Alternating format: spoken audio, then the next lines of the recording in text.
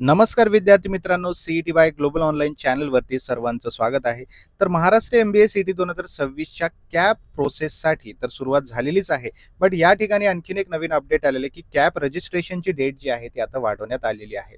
Cap रजिस्ट्रेशनच्या एक्सटेन्शनमुळे आता cap प्रोसेसमध्ये सुद्धा एक्सटेन्शन होणार आहे का? आणि कॅप रजिस्ट्रेशनसाठीची लास्ट डेट काय असणार आहे, या सर्व गोष्टी आपण डिटेलमध्ये आजच्या व्हिडिओमध्ये बघणार आहोत. त्यामुळे सर्वांनी हा व्हिडिओ शेवटपर्यंत बघायचा आहे. पुढे जाण्याआधी अत्यंत महत्त्वाची गोष्ट तुम्हाला सांगू इच्छितो. तुम्ही जर महाराष्ट्र एमबीए सीटी 2027 साठी प्रिपरेशन करत असाल, तर त्यासाठी आपली नवीन बॅच 20 जुलैपासून सुरू होत आहे. यामध्ये तुमचं एमबीए सीईटीचं संपूर्ण सिलेबस हा लाईव्ह सेशन्समध्ये कव्हर केला जाईल. त्यामध्ये तुम्हाला रेकॉर्डेड सेशन पण मिळणार आहेत. Topic wise MCQs, full syllabus notes, mock test हे सर्व स्टडी मटेरियल तुम्हाला या बॅचमध्ये मिळणार आहेत.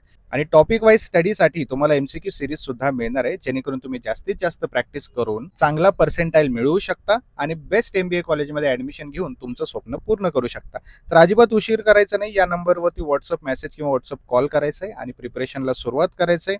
किंवा ग्लोबल ऑनलाईनचं ऍप्लिकेशन डाउनलोड करा. ऍप्लिकेशनच्या थ्रू सुद्धा ही बॅच जॉईन करून तुम्ही तुमचं प्रिपरेशन करू शकता. तर या ठिकाणी तुम्ही बघू शकता, ही तुमची ऑफिशियल नोटिफिकेशन आहे जी सीईटी सेलने रिलीज केलेली आहे. Admission notice for MBA MMS for academic year 2026 आणि 2027. यामध्ये काही महत्त्वाच्या गोष्टी आहेत जी तुम्हाला माहिती असणं गरजेचं आहे. अदरवाईज या गोष्टी तुम्हाला माहिती नसतील तर तुम्हाला ॲडमिशनमध्ये खूप अडचणी येऊ शकतात. ठीक आहे. जसं की आता यामध्ये बघा, इथे एलिजिबिलिटी क्रायटेरिया दिलेला आहे. एकतर महाराष्ट्र स्टेट कॅन्डिडेटसाठी दिलेला आहे, ऑल इंडिया कॅन्डिडेटसाठी दिलेला आहे आणि एनआरआय स्टुडंट असतील तर त्यांच्यासाठी सुद्धा इथे एलिजिबिलिटी क्रायटेरिया दिलेला आहे. आता यामध्ये आपल्याला काय बघायचं आहे, ऑनलाईन रजिस्ट्रेशन फॉर ॲडमिशन. ठीक आहे. यामध्ये सगळ्यात महत्त्वाच्या गोष्टी म्हणजे एकतर तुम्हाला महाराष्ट्र सीईटी सेलची जी वेबसाईट आहे त्यावरती तुम्हाला अप्लाय करायचं आहे. ठीक आहे. आता सगळ्यात महत्त्वाची गोष्ट याच्यामध्ये बघा, ज्या विद्यार्थ्यांनी एमबीए सीईटी साठी रजिस्टर केलेलं नाही, बट त्यांच्याकडे कॅट आहे, सीमॅट आहे, है ना, एटीएमए आहे, मॅट आहे, जीमॅट आहे, है ना, बट त्यांनी एमबीए सीईटी साठी रजिस्ट्रेशन केलेलं नाही, त्यांना फीस भरावी लागणार आहे. आलं लक्षात? त्यांना फीस भरावी लागणार आहे. बट ज्या विद्यार्थ्यांनी एमबीए सीईटी किंवा एमएमएस सीईटी दिलेली आहे, रजिस्ट्रेशन केलेलं आहे, त्यांना फीस भरायची गरज नाहीये कॅप प्रोसेससाठी. ठीक आहे. कॅप रजिस्ट्रेशन दोघांनाही कंपल्सरी आहे, बट दोघांनाही फीस भरायची असं कंपल्सरी नाही. एमबीए सीईटी ज्यांनी रजिस्ट्रेशन केलंय त्यांना फीस भरायची नाही आणि एमबीए सीईटी न करता वेगळ्या एलिजिबिलिटी क्रायटेरियामधून जर तुम्ही आलेला असाल आणि तुम्हाला ऍडमिशन घ्यायचं असेल कॅप प्रोसेससाठी, तर तुम्हाला फीस भरावी लागणार आहे. आता फीस क्रायटेरिया कसा असणार आहे? तुमचा जर जनरल कॅटेगरी असेल तर त्यासाठी 1500 रुपये फीस ठेवलेली आहे आणि तुम्ही जर रिझर्व कॅटेगरीमध्ये असाल तर तुम्हाला 1300 रुपये अशी फीस ठेवलेली आहे. ही फीस तुम्हाला कंपल्सरी भरावी लागणार आहे कॅप रजिस्ट्रेशनसाठी.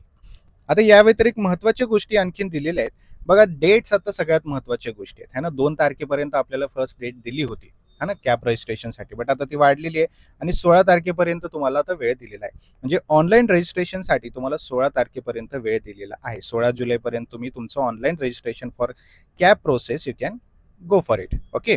आता कॅप प्रोसेस एकदा झाली म्हणजे तुमचं रजिस्ट्रेशन एकदा झालं की तुमचं डॉक्युमेंट्स व्हेरिफिकेशन होतं.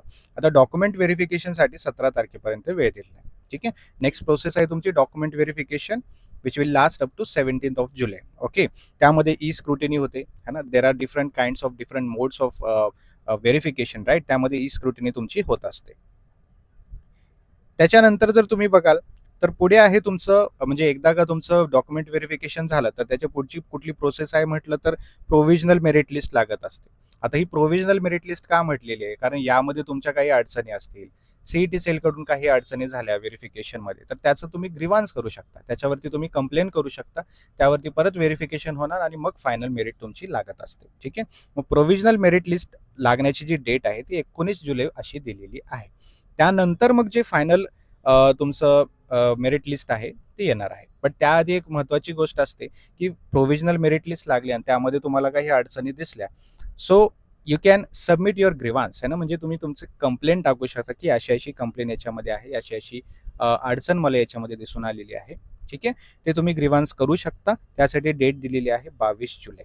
ओके. 22 जुलैपर्यंत 5 वाजेपर्यंत संध्याकाळी तुम्ही तुमचं ग्रीव्हान्स टाकू शकता. एकदा का ग्रीव्हान्स टाकलं त्यानंतर मग व्यवस्थितपणे तुमचं व्हेरिफिकेशन होतं आणि मग फायनल मेरिट लिस्ट लागत असते. त्याची डेट दिलेली आहे 24 जुलै.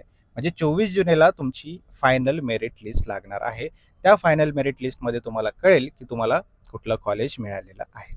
ठीक आहे. सो हे तुमचे एक्झॅक्ट डेट असणार आहे तुमची कॅप प्रोसेससाठी, तुमचे मेरिट लिस्ट लागेपर्यंत, रजिस्ट्रेशनपासून ते मेरिट लिस्ट लागेपर्यंत. ठीक आहे. आणि या व्यतिरिक्त तुम्हाला काही अडचण असेल, so you can comment in the comment box. मी त्याचं सोल्युशन जे आहे तुम्हाला नेक्स्ट सेशनमध्ये देऊन टाकेन. ठीक आहे. आणि विसरू नका, येत्या 20 जुलैपासून आपली MBA CT 2027च्या प्रिपरेशनकरिता लाईव्ह बॅच सुरू होत आहे. या लाईव्ह बॅचमध्ये तुमचा MBA CTचा संपूर्ण सिलेबस कव्हर केला जातो, ज्याचा फायदा तुम्हाला तुमचं स्वप्न पूर्ण करण्यासाठी होत असतो. सो अजिबात उशीर नका करू. दिलेल्या नंबरवरती व्हॉट्सअप मेसेज करा, व्हॉट्सअप कॉल करा आणि प्रिपरेशनला सुरुवात करा. किंवा ग्लोबल ऑनलाईनचं ॲप्लिकेशन डाउनलोड करा. ॲप्लिकेशन डाउनलोड करून सुद्धा तुम्ही ॲप्लिकेशनच्या थ्रू ही बॅच जॉईन करू शकता आणि प्रिपरेशनला सुरुवात करू शकता. प्ले स्टोअरवरती जायचं, ग्लोबल ऑनलाईन सर्च करायचं, हे ॲप्लिकेशन दिसेल, हे इन्स्टॉल करून घ्यायचं.